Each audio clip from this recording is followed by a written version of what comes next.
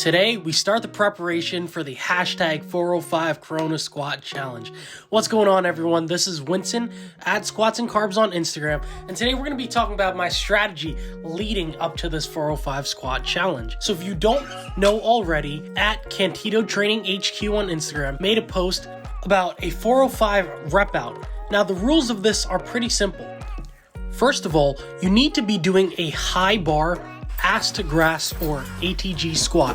You can use a belt, you can use sleeves. However, you quickly run into a problem. How deep is ATG? Everyone's ATG is a little bit different. So the way he differentiates it is that you're going as low as possible and you're not artificially cutting depth. The goal is to get in a bottom of a clean position. That is how low you should be going. Now, fortunately, for something like this, you do need a judge. So, the top 5 guys are going to be posted on his Instagram story, and they'll have the audience vote whether or not the squat is considered ATG or it's not ATG. If it doesn't pass the poll, then it's automatically considered ineligible. Now, the primary incentive is purely bragging rights. However, Johnny did throw in a little cash prize where the first place winner gets $200, second place winner gets $100, third place gets $50, and fourth place gets $25, leaving the fifth place to get $1. So that's it. That's the rules. And if this is something that interests you, then please do it on your next squat day or leg day. You have until May 14th to submit this, and also use the hashtag 405 Corona Squat Challenge. I'll make sure to put it on the screen and also put it in the description. Now, this is my kind of challenge. I've never done something like this where you specifically train for a rep off at a certain weight. In powerlifting, the schedule usually demands that you're training towards a heavy single or a 1 rep max, or in other cycles, I work up to an AMRAP, something between 80 to 90% where you get a better gauge of what your 1 rep max is. So with 405 being so light, this changes the primary factors a little bit. Now in this short clip, I'll explain how I plan on going a little bit more ATG, and afterwards, I'm going to explain my strategy building up to this AMRAP. So on this 5th and final set, I'm going to try to go a little bit more ATG. So the position I was doing before, I talked to Johnny and the depth is still a little bit higher than what he wants. So true ATG, where your hamstrings are touching your calves and the position looks like this. My knees are a little bit more forward than usual. My stance is a tad closer than usual too. And instead of descending perfectly into my midfoot, I would say we're going more towards the forefoot. So this is what it looks like. This position, my hamstrings are actually touching my calves. I think this is the lowest possible position I can achieve safely, as opposed to before, where the position I was doing is more distributed in my hamstrings and glutes. My knee angle is slightly further back. So watch my knees right now. This is my normal position. Right there. And that feels like a bottom position normally. But with this challenge, we're really trying to hammer as low as physically possible. Now, the alternative to all of that is this, where this is an extreme example of way too far knees forward, and this would probably be damaging in the long run too. So we're gonna settle for right here, and I'm gonna try to achieve that on this set.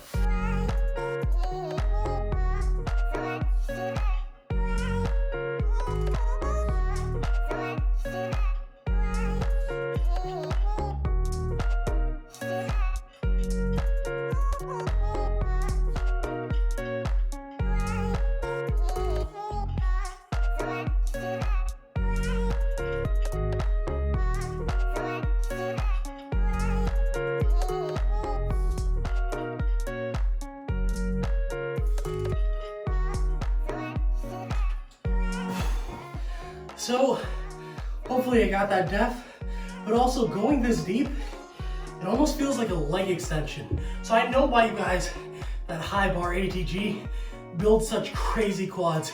I actually used to squat like this, but I moved away since I started powerlifting. So, let's try to achieve this and also get some air.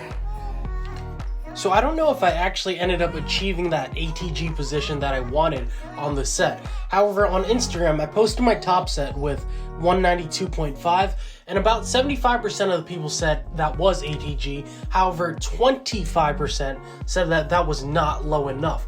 That's a pretty rare ratio for me, as I'm notoriously known for going fast and going low on a squat.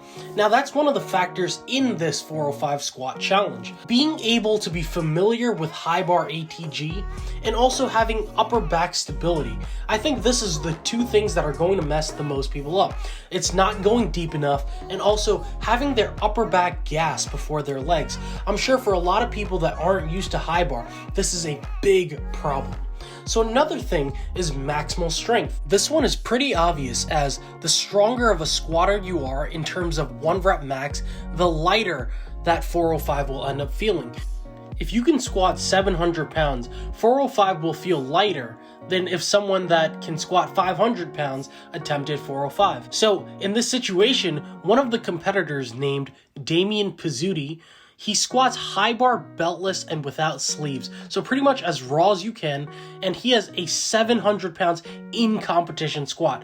I think for him, he has the biggest advantage compared to anyone, as this is pretty much his playing ground. This is his competition style, to be able to do these high bar sets. However, a lot of the other competitors are powerlifters, where they focus on squatting in a low bar position. And that's why 2 of the 3 biggest factors is familiarity with high bar, and also to be able to have that 1 rep maximal strength. However, the last of the 3 factors is arguably the most important. This is endurance and lactic capacity. As most of us that focus on strength, we focus towards a lower rep range. We're always peaking towards something that's in a lower rep range, as opposed to in this situation, we're peaking towards something that's a rep event, as many reps as possible, possibly 10 to 30, 40, 50 reps. And not only do we never enter those rep ranges, but also we never do that in a high bar position. So that's why being maximally strong, having that familiarity with high bar, and also having that endurance and the will to just grind and feel that pain is the 3 primary factors in this. Now, I certainly think that some people have a huge advantage in this. If you already squat high bar, then you know how to do this. There isn't that foreign feeling when you're trying a new exercise out. However, being able to squat high bar itself is not enough. If you squat high bar, but you're simply not strong enough, this challenge is not for you. If your max squat is 415 and you're trying to rep out 405, I promise it's not going to be a good day. Now, within the technique of squatting itself, I think those with an upright torso and less forward lean are less likely to just gas out from lower back fatigue. Also, squat tempo has a big role in this challenge. If you're naturally a slower squatter, you go down slow, you come up slow, you're going to have the bar on your back for significantly longer than someone that's a dive bomb and explosive style of squatting.